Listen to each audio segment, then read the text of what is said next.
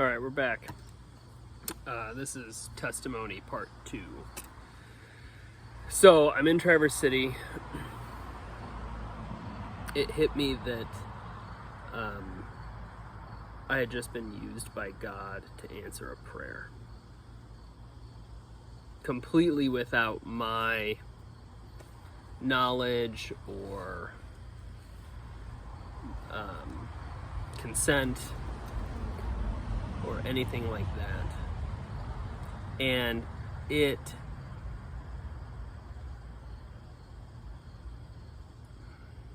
had little effect on me at the time. I know I said, like, I cried and whatnot, and sure, there was an emotional effect there, and I was like super excited about it because, like, what a coincidence. There's no way this could have been a coincidence. This was obviously, answering a prayer. But it's a very similar situation to Samson. God's will is going to get done despite us, and despite our level of obedience, and despite our belief. If he needs to use us for something, he's going to use us for something.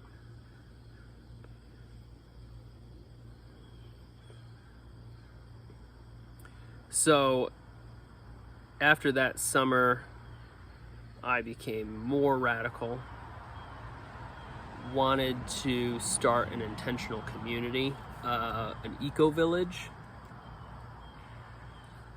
and I had been going to several rainbow gatherings, which, if you don't know what a rainbow gathering is, it's a bunch of hippies smoking pot in the woods.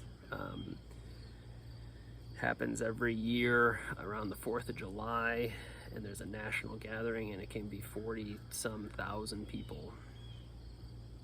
And there's little local gatherings.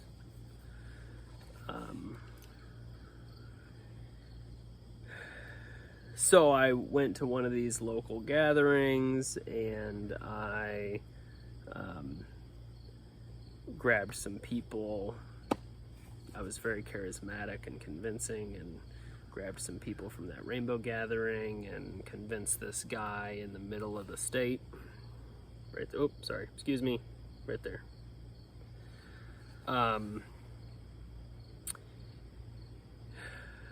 In Gladwin area, to let us live on his 20 acres. And so that became the Central Michigan Permaculture Free School. And it was a bunch of hippies living there for free, having sex and smoking pot and pretending that we were doing permaculture, and pretending that we were starting this intentional community. And I got my girlfriend,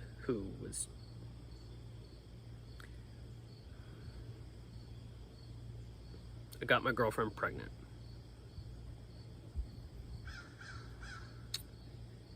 And I wanted her to get an abortion.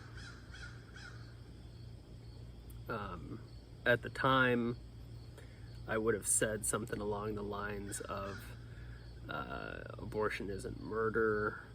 Even if we try to play God or control things, his will get done regardless. So if you have an abortion, God's gonna take that soul, if he really wants it in the world, he'll plug it in to the world in a different manner. That's all just crap I pulled out of my butt. It's baloney. It was what I said in order to justify what I wanted for myself, which at that point I did not want to be a parent. I wanted to find my soulmate. I wanted to be ready. That's what it was. It really had nothing to do with who I was having a kid with or what I was doing. It had everything to do with whether or not I thought I was ready. And I did not think I was ready to be a father and ready to have a kid. Mind you, at the time that we found out we were pregnant, I did not have my driver's license because I had cut it up. I did not have any money because I was living a moneyless lifestyle. We had 3 dogs and no home. We had left the 20 acres because that had all fallen apart, go figure. And we're on our way to Ohio to visit her parents for Christmas, and we find out we're pregnant as we are sleeping on the floor of a friend's basement. And thank God that she did not allow me to kill our baby. She said, well, I know what I'm gonna do. And looking at the pregnancy test in the bathroom, well, I know what I'm gonna do, and you can either be a father or not be a father, it's up to you, but I'm having this kid. And I was so angry at her, and I said, you're not giving me a choice between being a father and not being a father. You're giving me a choice between being a present father and an absent father. And I argued that that wasn't her decision to make for me, as if she was doing it to me, and as if my actions had nothing to do with the circumstances that we were in. But I absolutely was not going to be an absent father. And so we went and told her parents, and we told my parents. If you're scared to tell your parents that you've knocked somebody up or that you're pregnant and you need a pep talk or you need to be talked off the edge of the cliff, call me, email me, message me, get a hold of me. I'll take that call. I made that call to my parents. I think it was 2 a.m. If it wasn't 2 a.m., it felt like I was calling my parents at 2 a.m. to let them know that I had just gotten my girlfriend pregnant. Which, after dropping out of college, was the apex offense. Dropping out of college was like getting caught stealing a car. Getting my girlfriend pregnant, that was like murdering somebody. So my parents had some morals, right? So my dad takes me out, and he'd been so waiting for this I told you so moment. He'd been so waiting for me to realize that this whole moneyless hippie lifestyle, having dropped out of college, to been so waiting.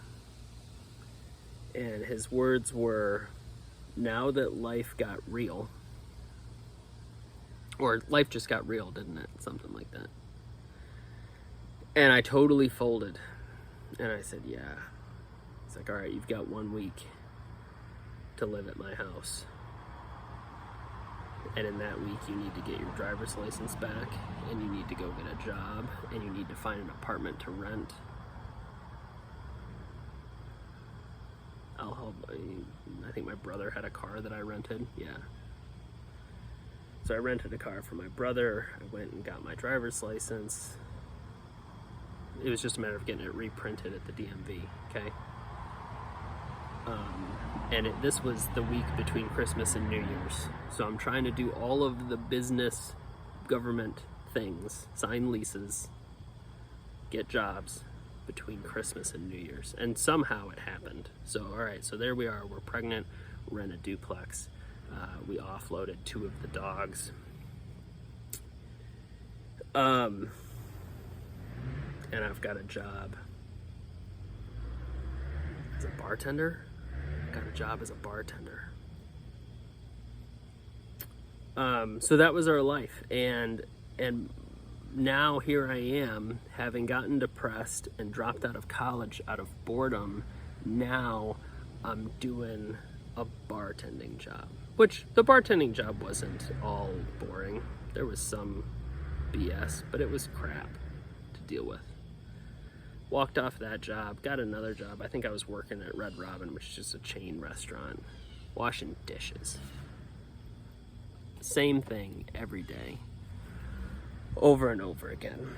And the boredom would raise its would rear its head amongst the staff in the form of conflict, so we would fight. It was bad. I hated it. But I forced myself to do it. In one way, at that point in my life, I really learned discipline for the first time because my baby was counting on me. And I would make up a song and say, I'm doing this for my baby. Yeah, I don't even know her, as I'm like trying to survive doing dishes so that I can get done with my shift so that I can go home and smoke pot. So our baby's born, and she comes out, and she's all folded up. Her feet are in her face. Her legs are straight, not the fetal position. And we can't get her to unfold, and her feet are clubbed. And she's got a respiratory problem, and she's breathing at 60 respirations a minute. And when she came out, we had no idea. We thought everything was normal. We knew she was breech and we got a C-section, but other than that, we thought everything was going to be just hunky-dory, and we were super excited. And I guess I had gotten my head around the idea of becoming a dad. So she comes out, and I recognized her. I can't describe it any other way. She comes out, and I'm looking at her, and I'm like, oh, of course that's what you look like. But she was all deformed. And I'm like, okay, so what do we do in these situations when you've got a deformed baby? Isn't there some way to like sign something where we just don't, do life support, like a DNR or something? And that was an incredibly unpopular viewpoint amongst the nurses and the pediatrician and my girlfriend.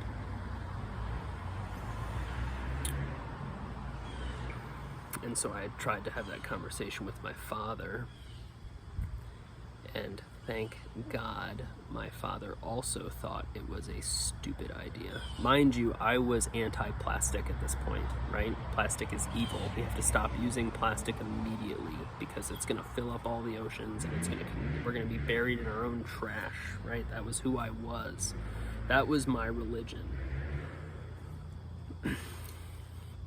And in order to keep her alive, it was in the children's hospital. It was all disposable plastic stuff.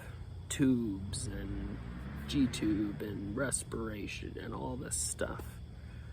And I bet in the first 2 weeks in the NICU, she cost $1 million. And it was all government insurance. It was all Medicaid.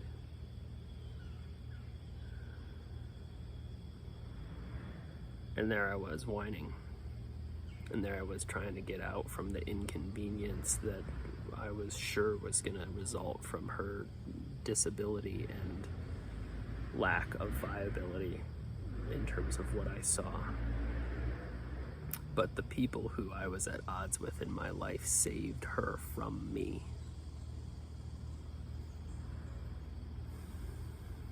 So that was the second time I tried to kill her.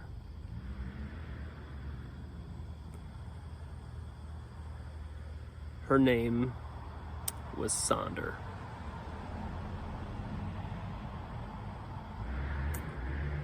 She is one of the most amazing human beings I've ever met in my entire life. We didn't find out what her problem was until she was almost 8 years old. Which was the year she died. She had the brightest smile.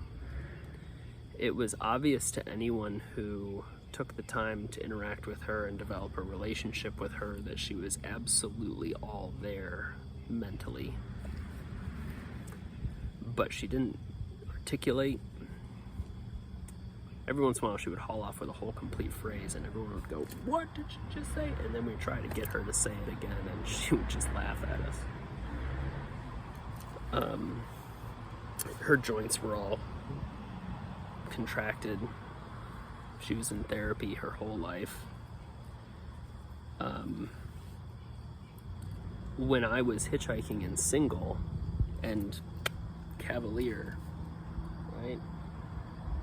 Just do as Jesus did and you'll be protected and provided for. You don't need money, bro. You can just live the way.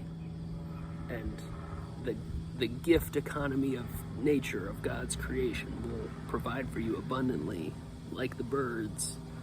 I was very preachy. And I made the comment that anyone can do this. And in God's humor, he said, "Oh yeah? How about a single parent of a special needs daughter?" And there I was, living with money again, trying to now work my way up from the bottom, at war with the American dream.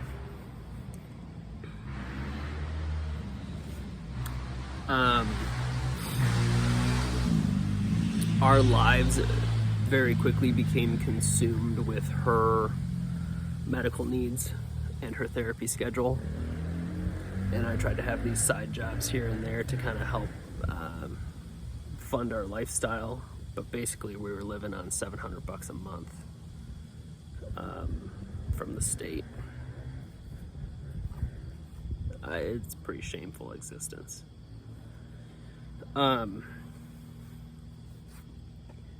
But she became my idol. She became my reason for living. I had to choose between my previous religion, which was plastic as evil, and my daughter. And it was clear that unless I ponied up and actually physically murdered her myself, she was going to stay in this world, and I wasn't going to be an absent parent. And so I chose her over plastic. So I had to change my moral code all over again, because now she's the whole point of living. So instead of me saving the world, she was going to save the world, and I had to support her in that. So everything that I did, and the reason I did everything I did, was because of her and for her and about her. And I could never do enough. I made her power wheelchairs out of plastic ride-on toys and little robotic things and 3D printed handles, and I did all sorts of stuff. And everyone said, "Oh my gosh, you're such a good dad." And I'm like, no, this isn't even close to being enough. I know there's so much more that she needs from me that I could be doing, and I just don't have the energy, and I'm inadequate. And it consumed me. My failure as a father consumed me, and I even got awards. I was awarded Exceptional Parent of the Year for the state of Michigan, and gave a speech.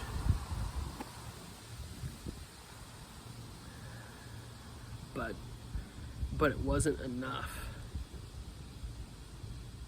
Nothing would have been enough. Eventually, I joined the family business. So my dad had started a business before I was born. Yeah. And my brother had the parable of the prodigal son. Yeah, my brother never left home. He never asked for his inheritance early. He never squandered anything. He finished college. He worked for the family business. He tended the field. The older sibling in the parable of the prodigal son, 100%, that's my brother. I absolutely dropped out of college, squandered my inheritance, went off and made a bunch of mistakes, and came back more dependent on the family than ever.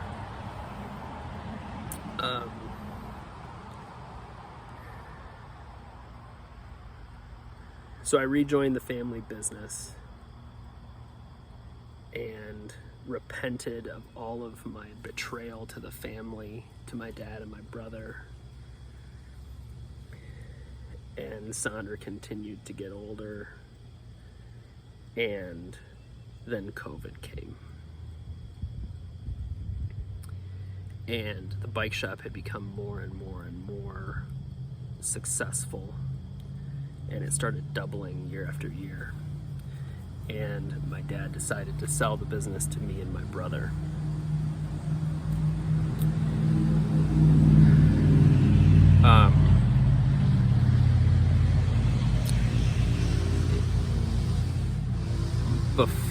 Around that time, a little bit before, my girlfriend, Sandra's biological mom, she kind of lost it. And I ended up getting sole legal and physical custody. And I don't want to disrespect her. There were a lot of challenges, and there were a lot of challenges that I blamed her for and was horribly angry at her for a long time. And I talked in terms of claiming that I was doing what I was doing in order to protect Sandra from her. And I'm not interested in trying to claim that here on this video at all. If anything, it is to repent for that, because the truth is that she protected Sandra from me.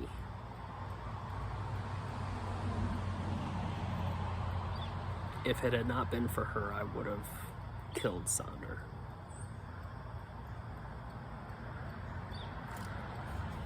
She's also responsible for Sandra's name. Sonder. It's a noun. It means the realization that everyone else's life is as vivid and complex as your own. It's an epiphany of empathy. It's an epiphany of realizing that it's the opposite of selfishness. That you're not the main character in your life, that you play a role in everyone else's life around you as if they're the main character. That's what her name means.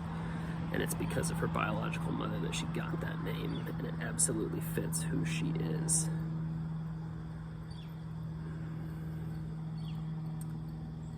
But I went to war with her mom.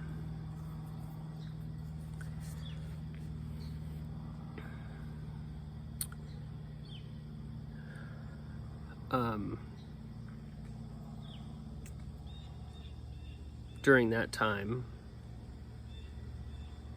I was a single parent, and I went to work trying to find a replacement for Sandra's biological mom. Really, I was mom shopping and wife shopping, but I'm like, I need to find a wife if I'm gonna have security in the future. And my mom was helping care for Sandra while I was working, and I'm looking at my mom and I'm like, she's not going to want to do this forever. She's not going to be around forever. I need to build a family. And the only way I knew how to do that was through promiscuity. And so I did a lot of Tinder. Mind you, I had quit pot like 3 or 4 times for good up to this point. Like, just totally at war with it, and that's it, and this is my last one, and burn the pipe, and